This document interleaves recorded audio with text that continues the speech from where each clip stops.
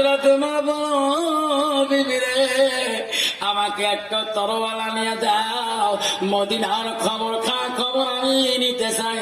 কোন গরিবটা না কে মদিনার জমিনে ঘুমিয়ে একটা গরিব যদি কষ্ট পায় রে বিবি, আল্লাহ কিয়ামতের ময়দানে হযরত তোমার করে খাই দেবে না। হযরত খলিফাতুল মুসলিমিন বিবি তরবাল টেনে হাতে দিলেন।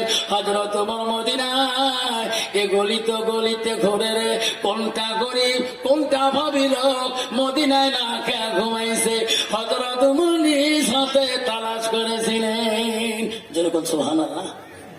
আবারে কিতাব পড়ে দেখবেন হযরত ওমর দিকে দেখে সবাই মানুষ ঘুমিয়ে আছে, একটা সামনে একটা আগুনের আলো দেখা যায়। হযরত ওমর মনে করছিলেন এত রাইতে সবাই ঘুমিয়েছে, এখানে একটা আগুনের আলো দেখা যাচ্ছে কেন? হযরত ওমর আগুনের আলো দিকে চলে গেলেন। গেতে গেতে কাছে দিয়া দেখে দুইটো বাচ্চা, এক মহিলা দেখা যায়। বাচ্চা দুটো কাঁদতেছে আর বলছে মা গো মা, মা তোমার রান্না কি এখনো হয় না? মা তোমার রান্না কি এখনো হয় না? মা আমরা খিদের জ্বালা আমরা সহ্য করতে পারছি না। হযরত ওমর আস্তে আস্তে মহিলাটার কাছে গেলেন, যে বলছে মা তোমার বাচ্চা দুইটা কাঁদতেছে খিদের জ্বালা, তুমি কি রান্না করতেছো? এখনো তোমার রান্না হয় না, তোমার পানি টকবক করতেছেন।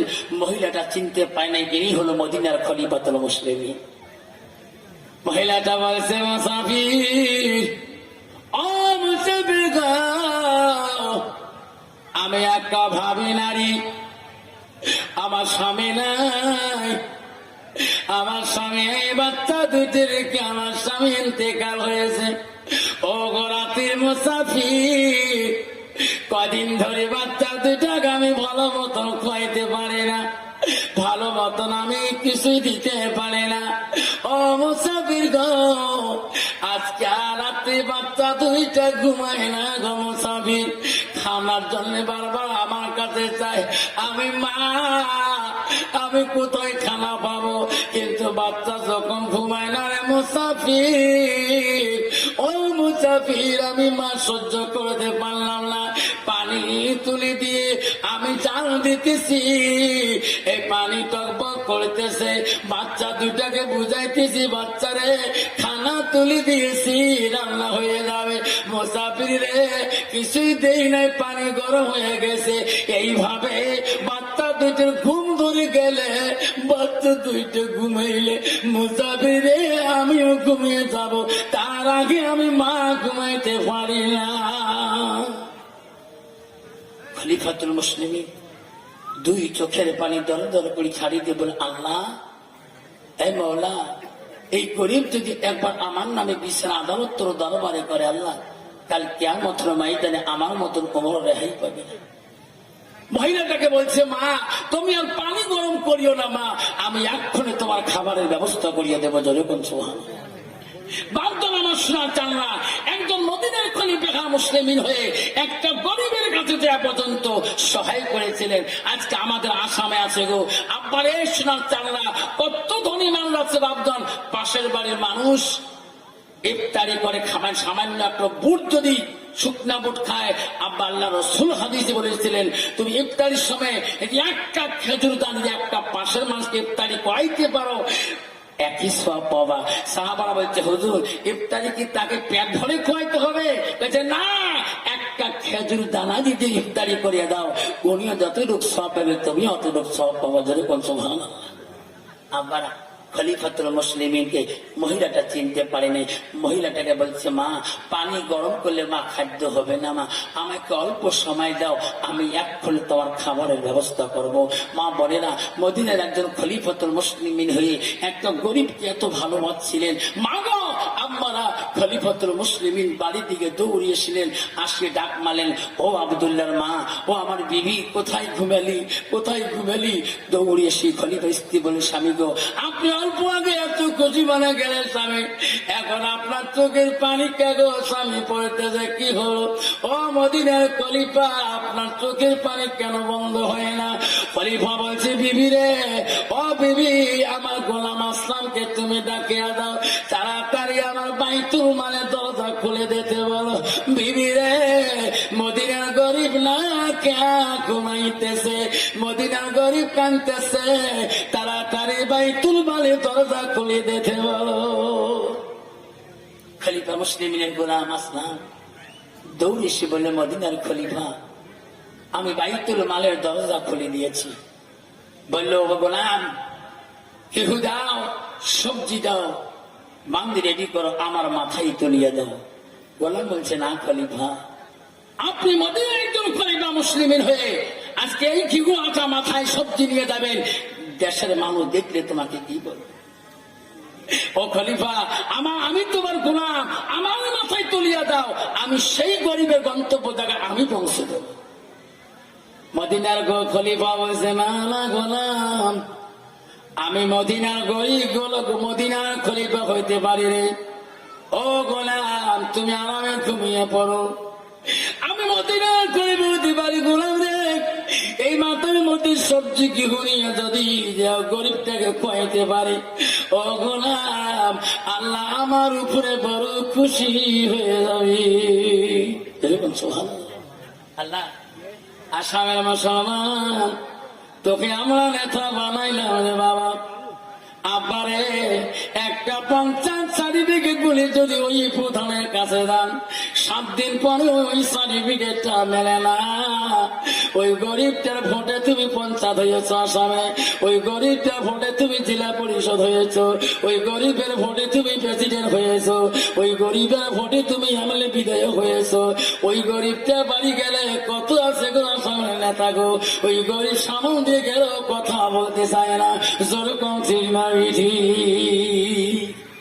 আবারে এনআরসি হয়ে গেল, আসামে আমরা ডিউটি করেছে গো, 50 ডকুমেন্টটা দিতে হবে, 50 ডকুমেন্ট না দিলে এনআরসি শো হবে না।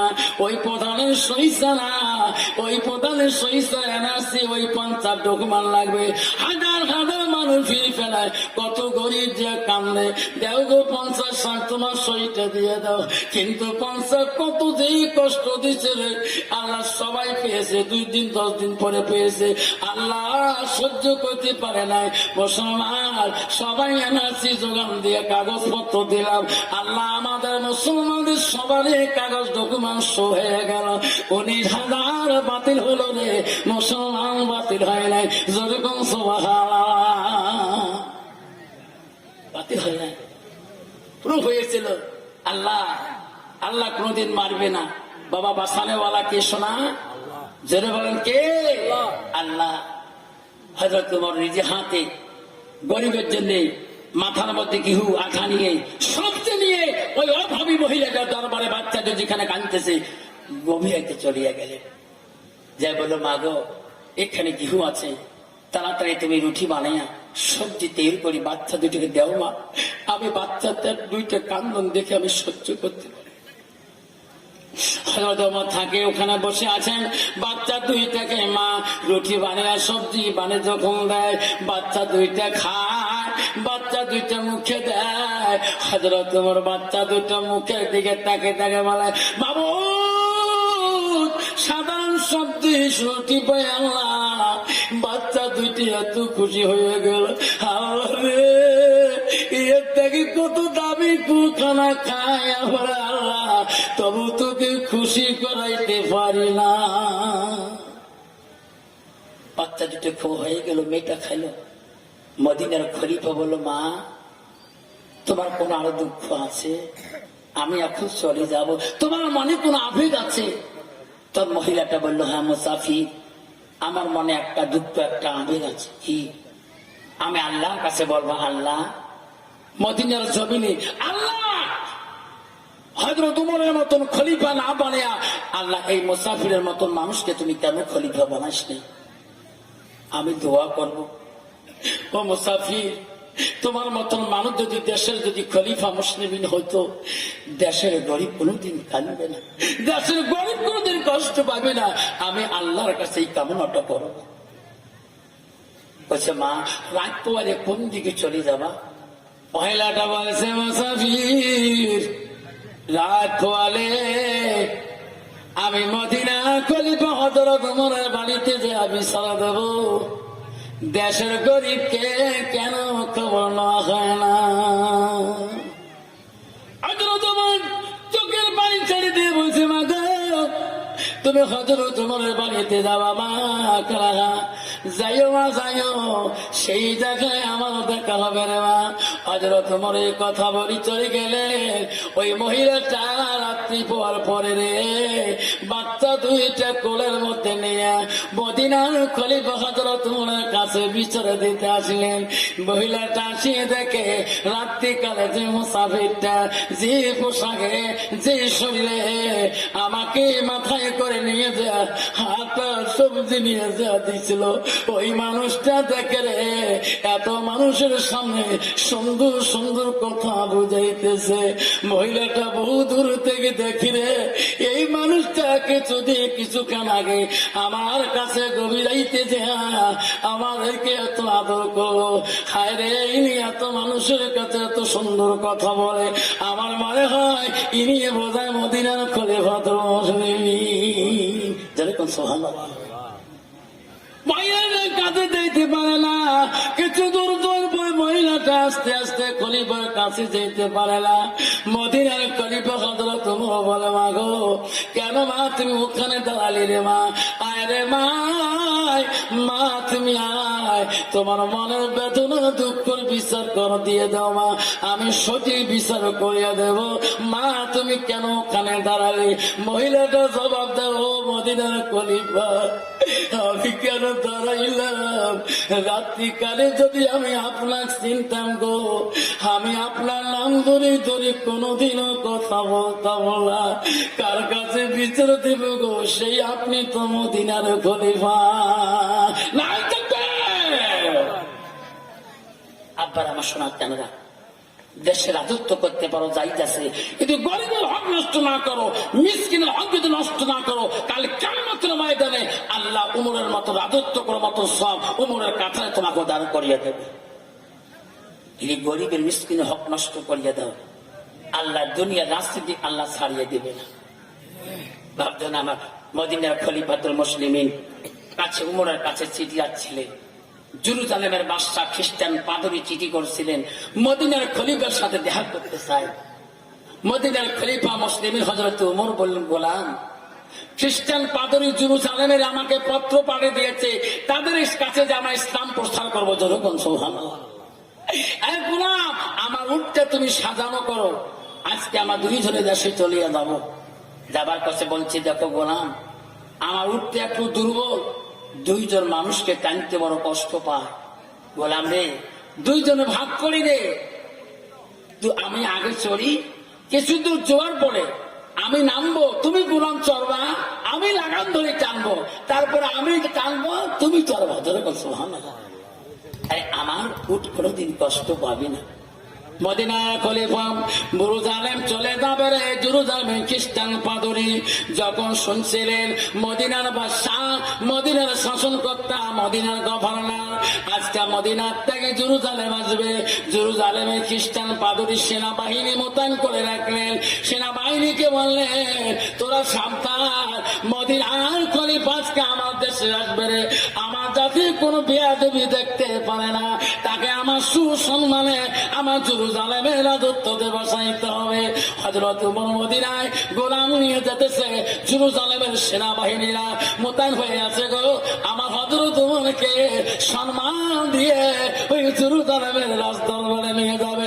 যেরকম সুবহানাল্লাহ। খলিফা মুসলিমিন গোলামকে বলল গোলাম আমার উটের পিঠিতে চড়া আমার সময় শেষ, এখন তুমি বসো আমি লাগাম টানি। জেরুজালেমের কাছে যখন পৌঁছে গেছেন তখন পাইল পড়ছিল, হযরত ওমর লাগাম টানবে আর গোলাম উপরেও চড়বে। কত বাবা জেরুজালেম যখন পৌঁছে যায় তাই উটের লাগাম টানে, তাকে কি বাদশা মনে করবে না বসে তাকে মনে করবে গো? মদিনার খলিফা উটের লাগাম টানতেছে, জেরুজালেমের খ্রিস্টান পাদরি সেনাবাহিনীরা তার গোলামকে ধন্যবাদ দিচ্ছে। মদিনার গভর্নর আসতেছে জিন্দাবাদ, মদিনার গভর্নর উমর জিন্দাবাদ। কিন্তু আসলে যাই গভর্নর তাই হলো উটের লাগাম। যেরকম ঠিক না বুঝি যেতে যেতে ওই সময় একজন লোক দেখি ফেলাইছে রে, ও খ্রিস্টান পাথরীরা তোরা দেখতে চিনতে পারো না, কাকে তোমরা সম্মান দেন গো, কাকে তো অনুসরণ, কাকে ধন্যবাদ দেন, কাকে তোমরা আনন্দ দেন? মদিনার গভর্নরকে দিতেছি। না না, উঠের পিঠিতে উনি মদিনার গভর্নর না, উনি হলো মদিনার গোলাম। উঠের লাগাম নাই টানতেছে, তিনি হলো মদিনার গভর্নর। এরা না হলো হযরত যেরকম সুবহানাল্লাহ। আপনারা না মদিনার খলিফাতুল মুসলিমিন একদিন রাত্রিকালে চলতেছে রাস্তা দিয়ে, যে দেখে একটা বাড়িতে একটা মেয়ে বাচ্চা কাঁদতেছে। উনি বলছে বাচ্চারা এত কাঁদছে কেন? হয়তো তোমার বললো, মা গো বাচ্চারা এত কাঁদছে কেন মা? আমি আবার খুঁজতে গেলাম, আমি আমার গ্রাম খোঁজিতে গেলাম, তুমি বাচ্চাটাকে কান্দন বন্ধ করিয়ে দাও।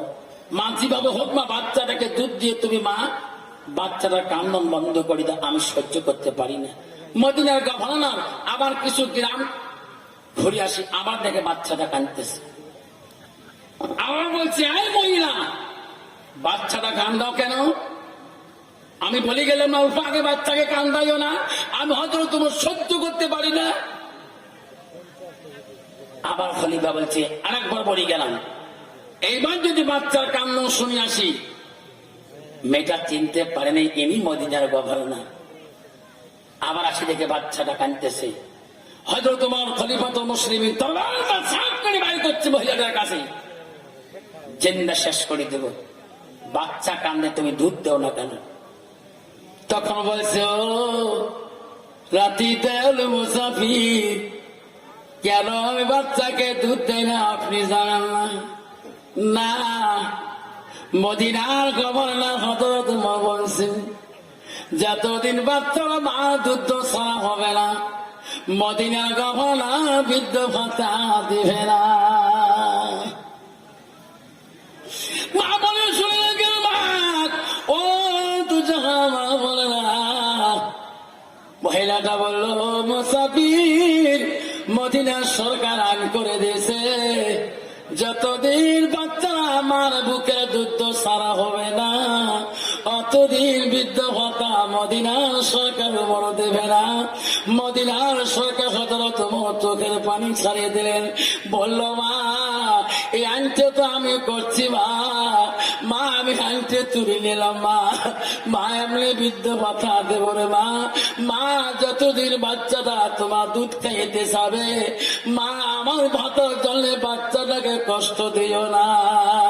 ও গো মাগের মা, তো মা আজকে তোমাদের সরকার মা গো তোমাকে এমন একটা করে পুঞ্জি বানিয়ে দিছে গো, দিছে না গো?